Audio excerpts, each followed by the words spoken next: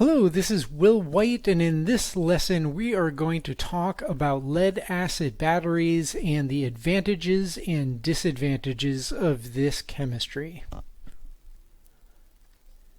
Lead-acid batteries have been around for a long time. We know how to work with them, they're a reliable technology, they're compatible with all the electrical balance of system components we have. Historically, they have been the go-to battery type for use as energy storage and to integrate with our PV systems.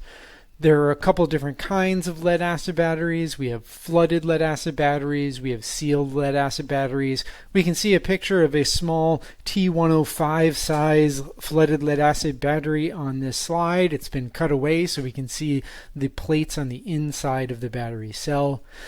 They have a relatively low cost, especially up front when you compare them to the capacity of the battery. However, when you look at the life cycle cost of the battery, because they have a relatively short lifespan, usually somewhere between 5 to 7 years, although there are industrial style flooded lead acid batteries that can last over 10 years.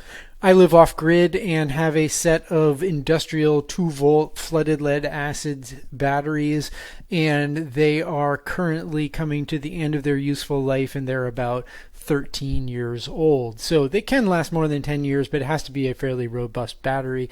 A T105 size battery like this will last maybe 4 or 5 years with regular use.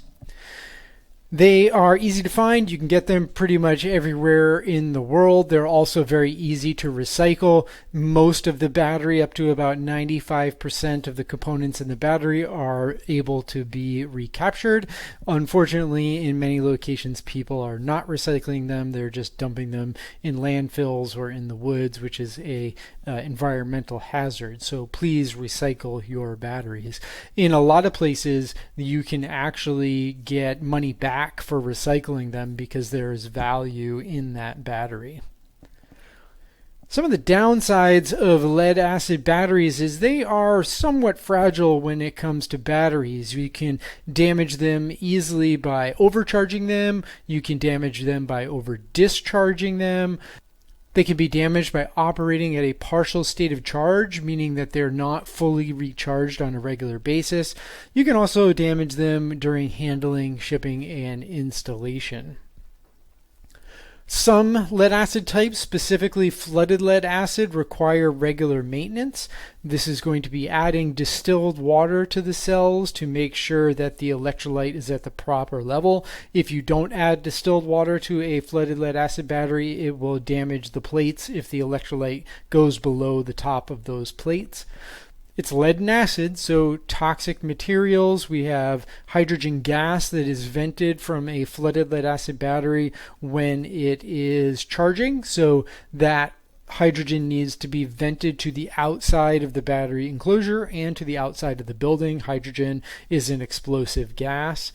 They are relatively low energy density, so they take up a lot of space for the capacity of energy that they store. Now, this might not be a big deal if you're in a stationary application like we see on the slide here. No one's moving these batteries around, so it might not make a difference. However, if you're in an area where maybe you have to ship these batteries, or you have to transport them long distance, or you have a site that has a limited amount of space, the energy density may be an issue. The key points we need to think about with lead acid batteries: it's a technology that's been around for a long time. The upfront costs are typically going to be lower than other battery technologies. They are very easy to recycle in most locations around the world. They can be easily damaged. Flooded lead acid batteries, like we see in the picture here, need regular maintenance. They are made of toxic materials. It's lead and acid, so they have to be handled properly. They have to be recycled properly. They also have a relatively low energy density, so they take up more space compared to a battery with the same capacity that is a higher energy density. Thank you for joining me for this lesson, and I hope you join me for another one. Have a great day.